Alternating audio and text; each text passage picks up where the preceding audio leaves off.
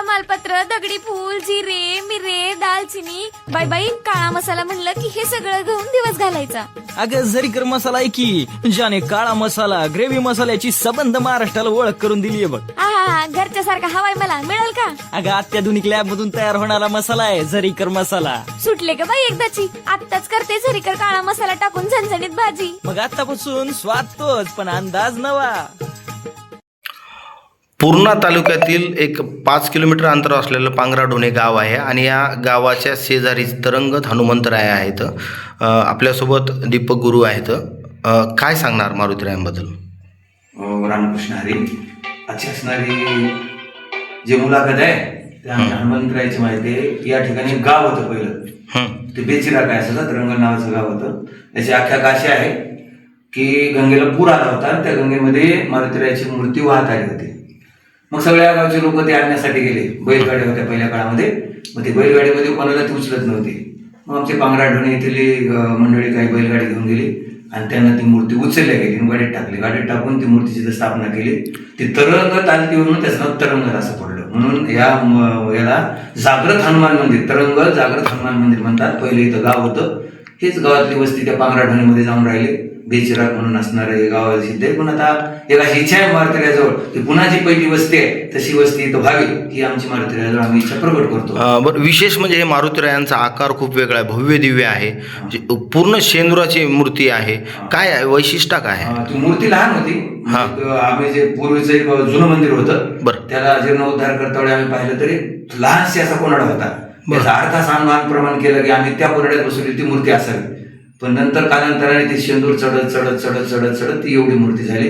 मूर्ती वास्तव पाहता तेवढी नाही, कारण का त्या जुन्या मंदिराचं जर पाहिलं आम्ही तर आमच्याकडे फोटो आहेत ते जुने, तर ते लहान असे कोनाडा होता, त्या कोनाड्यात होती मूर्ती. याचा अर्थ त्याने मूर्ती लहान असावी. नंतर काय आम्हाला काही माहित नाही, पण आता ती चंद्रामुळे एवढी मोठी झाली. बरं, हे नवसाला पावणारा भाविक कुठून कुठून येतात इथे? ते आंध्र प्रदेशापासून येतात, पुण्यापासून येतात, आळंदीपासून येतात, नाही ते मुंबईपासून येतात. मी अभिषेकाला आनंद त्याला विचारत असतो तर काही मुंबईचे येतात, काही जणांना नवसाला पावलं, काही जणांना जवळजवळ 55 वर्ष वयाच्या नंतर मूलबाळ झालं. इथं आल्यानंतर त्या जोडीनं धनगर समाजाची होती. इथं आल्यावर त्यांनी दर्शन घेतलं, त्याला काहीतरी आवडलं, त्यांनी नवस केला, मारुतीराया आम्हाला मूल झालं तर आम्ही रोड करू. अद्याप सुद्धा त्याचे नातू सुद्धा मारुतीरायाकडे दर्शनाला येऊन त्याला ते रोड म्हणून असणार जेवण करतात. दरवर्षी एकदा येतात. त्याचे लग्न झाले, पिढीपिढ्यानं त्याच्या घरचे नवरी पाया पडण्यासाठी येते. आंध्र प्रदेशापासून लोक इथपर्यंत येतात. वर्षात काही ठराविक कार्यक्रम असतात का इथे? दर शनिवारी रोटाचा कार्यक्रम असतो. दर शनिवारी आमच्या गावातील पुणे पाहुणे मंडळीचा रोट असतो. आता त्याची नोंद करण्यासाठी सुद्धा जवळजवळ 6 महिने लागतात, 7-8 महिने दर शनिवार घेण्यासाठी. मग दर शनिवारी त्यांच्या नावावर जेवण असते.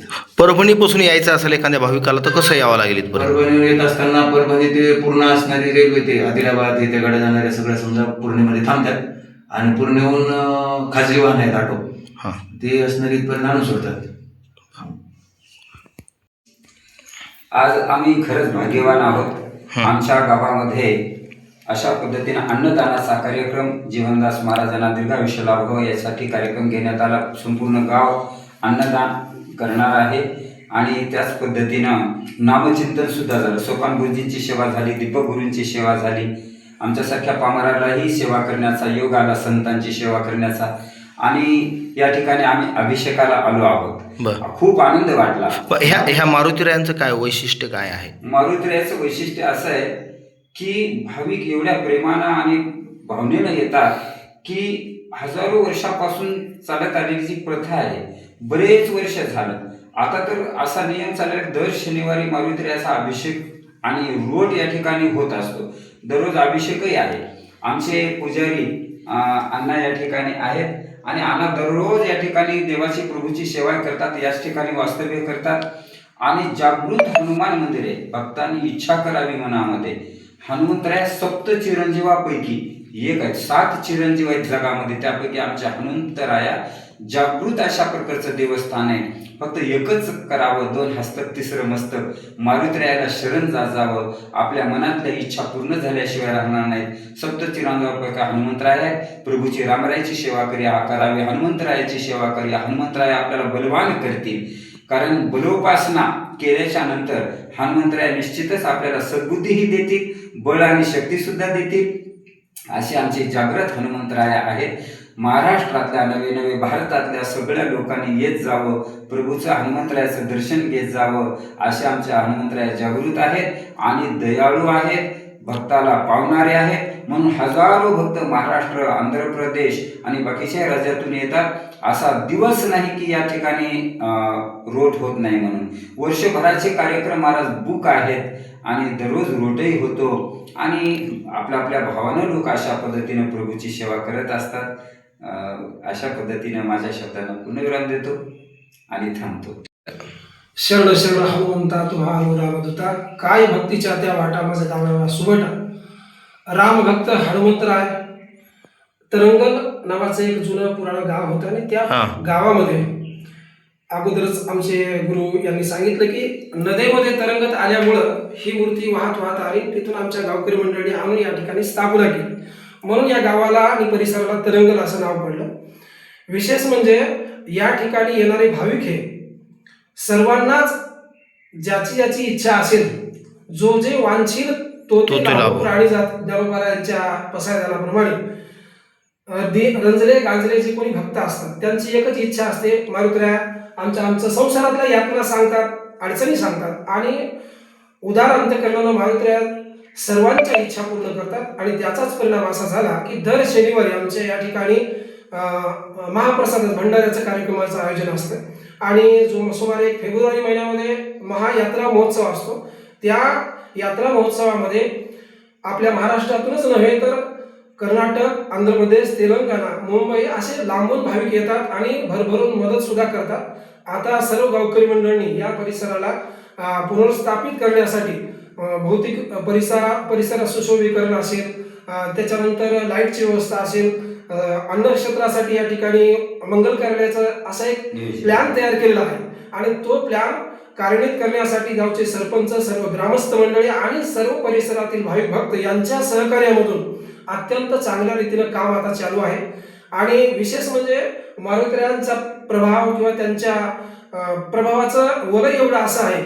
आमच्या गावामध्ये एक घटना अशी घडली, मंदिराचं बांधकाम चालू होतं आणि बांधकाम चालू असताना ते चिरे आणण्यासाठी, साहित्य आणण्यासाठी एका बैलगाडीवालाची गावातली एका बैलगाडी होती आणि बैलगाडीनं तो साहित्य आणून टाकायचा आणि जाते वेळेस योगायोगानं त्याला काय वाटलं की आपल्याला शिवळ करण्यासाठी लोखंडाची गजाळी चांगली मोठी आहे, म्हणून त्यानं ती गजाळी सहज एखादी घेतली तर काय होईल अशा हिसाबानं त्यानं सहज गाडीत टाकली आणि गावाकडे गेली.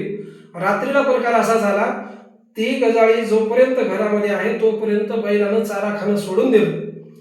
सांगायचं तात्पर्य एक आहे, या ठिकाणाहून एक मातीचा कण, अन्नाचा कण सुद्धा या ठिकाणाहून कोणी हलवू शकत नाही. त्याच पद्धतीनं एवढं जागृत देवस्थान आहे. या ठिकाणी कोणत्याही स्वरूपाचं दिलेलं दान योग्य ठिकाणी सत्कार्य लागत असतं आणि विशेष करून सर्व भाविकांच्या मनोकामना पूर्ण करणारे हे श्रद्धास्थान आहे. परिसराचं या ठिकाणी आराध्य स्थान आहे. म्हणून सर्वच गावकरी मंडळी आणि परिसरातील मंडळी मनोभावे मारुतरायांच्या चरणी नतमस्तक. शक्य झालं त्या पद्धतीने कोणी अन्नदान करते, कोणी सेवेचं दान करते, कोणी पैशाच्या स्वरूपात दान करते. असा सर्व या पद्धतीने ट्रस्ट स्थापन केलेला आहे आणि मारुतरायाची सुमारे 11 एकर जमीन आता देवस्थानच्या नावानं सातबाराला सुद्धा लागलेली आहे. अगोदर काही लोकांच्या नावे होती, पण गावातील कर्मचारी किंवा गावातील सर्व पदाधिकारी यांनी हे झटून अत्यंत पुण्याचं काम केलेलं आहे. अशा स्वरूपाचं एक आगळं वेगळं वैभव असलेलं हे महान देवस्थान आहे.